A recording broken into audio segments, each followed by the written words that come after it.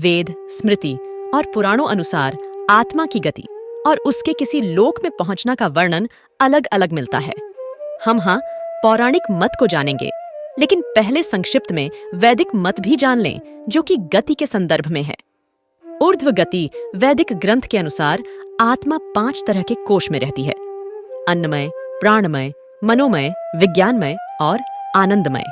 इन्हीं कोशों में रहकर आत्मा जब शरीर छोड़ती है तो मुख्य तौर पर उसकी 3 तरह की गतियां होती हैं: 1 ऊर्ध्व गति, 2 स्थिर गति और 3 अधोगति। इसे ही अगति और गति में विभाजित किया गया है। स्थिर गति, इस गति का अर्थ है व्यक्ति मरने के बाद न ऊपर के लोक गया और न नीचे के लोक में, अर्थात उसे यहीं तुरंत ही जन्म लेना होगा। यह जन्म उसका मनुष्य योनि का ही होगा। अधोगति, जिस व्यक्ति ने किसी भी प्रकार का पाप करके या नशा करके अपनी चेतना या होश के स्तर को नीचे गिरा लिया है, वह नीचे के लोकों की यात्रा करता है। रेंगने वाले, कीड़े मकोड़े या गहरे जल में रहने वाले जीव जंतु अधोगति का ही परिणाम है। कथा शुरू करने से पहले दोस्तों, चैनल पर नए हो तो वीडियो को लाइक करें और चैनल को सब्सक्राइब करें। तो कथा शुरू करते। हे पुराणों के अनुसार जब भी कोई मनुष्य मरता है या आत्मा शरीर को त्याग कर यात्रा प्रारंभ करती है, तो इस दौरान उसे 3 प्रकार के मार्ग मिलते हैं। उस आत्मा को किस मार्ग पर चलाया जाएगा, यह केवल उसके कर्मों पर निर्भर करता है। ये 3 मार्ग हैं: अर्ची मार्ग, धूम मार्ग और उत्पत्ति विनाश मार्ग। अर्ची मार्ग ब्रह्मलोक और देवलोक की यात्रा के लिए होता है, वहीं धूम मार्ग पितृलोक की यात्रा पर ले जाता है और उत्पत्ति विनाश मार्ग नर्क की यात्रा के लिए है। हालांकि सभी मार्ग से गई आत्माओं को कुछ काल भिन्न भिन्न लोक में रहने के बाद पुण्य मृत्यु लोक में आना पड़ता है। अधिकतर आत्माओं को यहीं जन्म लेना और यहीं मरकर पुण्य जन्म लेना होता है। यजुर्वेद में कहा गया है कि शरीर छोड़ने के पश्चात जिन्होंने तप ध्यान किया है वे ब्रह्मलोक चले जाते हैं, अर्थात ब्रह्मलीन हो जाते हैं। कुछ सत्कर्म करने वाले भक्तजन स्वर्ग चले जाते हैं। स्वर्ग अर्थात वे देव बन जाते हैं। राक्षसी कर्म करने वाले कुछ प्रेत योनि में अनंत काल तक भटकते रहते हैं और कुछ पुण्य धरती पर जन्म ले लेते हैं। जन्म लेने वालों में भी जरूरी नहीं कि वे मनुष्य योनि में ही जन्म लें। इससे पूर्व ये सभी पितृलोक में रहते हैं, वहीं उनका न्याय होता है। आत्मा 17 दिन तक यात्रा करने के पश्चात 18वें दिन यमपुरी पहुंचती है।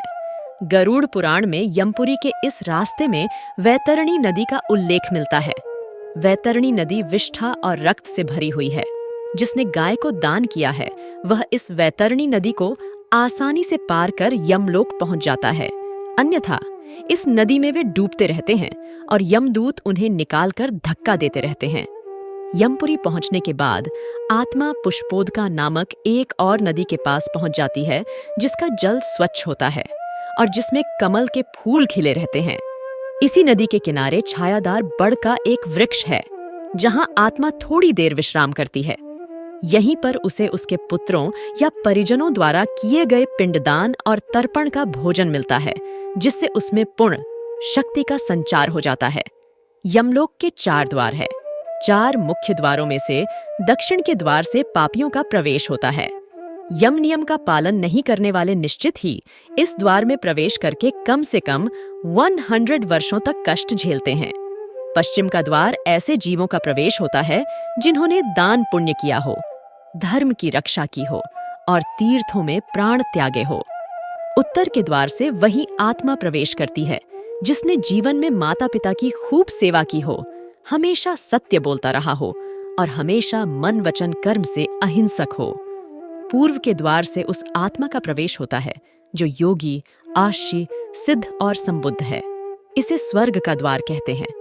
इस द्वार में प्रवेश करते ही आत्मा का गंधर्व, देव, अप्सराएं स्वागत करती हैं।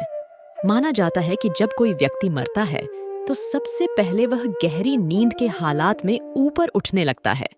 जब आंखें खुलती हैं तो वह स्वयं की स्थिति को समझ नहीं पाता है।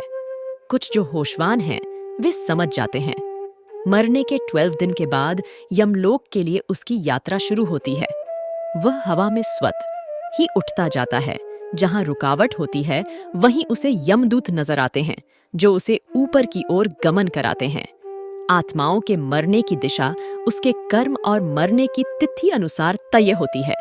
जैसे कृष्ण पक्ष में देह छोड़ दी है तो उस काल में दक्षिण और उसके पास के द्वार खुले होते हैं, लेकिन यदि शुक्ल में देह छोड़ी है तो उत्तर और उसके आसपास के द्वार खुले होते हैं। लेकिन तब कोई नियम काम नहीं करता जबकि व्यक्ति पाप से भरा हो। शुक्ल में मरकर भी वह दक्षिण दिशा में गमन करता है। इसके अलावा उत्तरायण और दक्षिणायन सबसे ज्यादा महत्व होता है। उत्तरायण में मरने वाले 4 द्वारों, 7 तोरणों तथा पुष्पोदका, वैवस्वती आदि सुरम्य नदियों से पूर्ण अपनी पुरी में पूर्व, पश्चिम तथा उत्तर के द्वार से प्रविष्ट होने वाले पुण्यात्मा को भगवान विष्णु के दर्शन होते हैं, जो शंख, चक्र, गदा, पद्मधारी, चतुर्भुज, नीलाभ रूप में अपने महाप्रासाद में रत्नासन पर दर्शन देते हैं। ऐसी शुभ आत्मा स्वर्ग का अनुभव करती है और उसे शांति व स्थिरता मिलती है। स्वर्ग में रहने के पश्चात वह किसी अच्छे समय में पुण्य, अच्छे कुल और स्थान में जन्म लेती है।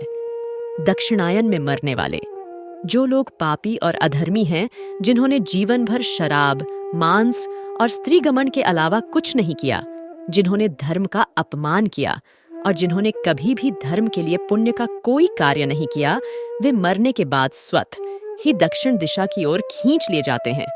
ऐसे पापियों को सबसे पहले तप्त लौहद्वार तथा पूय, शोणित एवं क्रूर पशुओं से पूर्ण वैतरणी नदी पार करना होती है। नदी पार करने के बाद दक्षिण द्वार से भीतर आने पर वे अत्यंत विस्तीर्ण सरोवरों के समान नेत्र वाले, धूम्रवर्ण, प्रलय मेघ के समान गर्जन करने वाले, ज्वालामय रोमधारी, बड़े तीक्ष्ण प्रज्वलित दंतयुक्त, संडसी जैसे नखों वाले, चर्म वस्त्रधारी, कुटिल भ्रिकुटी भयंकरतम वेश में यमराज को देखते हैं। वहां घोरतर पशु तथा यमदूत उपस्थित मिलते हैं। यमराज हमसे सदा शुभ कर्म की आशा करते हैं, लेकिन जब कोई ऐसा नहीं कर पाता है तो भयानक दंड द्वारा जीव को शुद्ध करना ही इनके लोक का मुख्य कार्य है। ऐसी आत्माओं को यमराज नरक में भेज देते हैं। दोस्तों, ऐसी कथा सुनने के लिए हमारी वीडियो को लाइक करें और चैनल को सब्सक्राइब करें।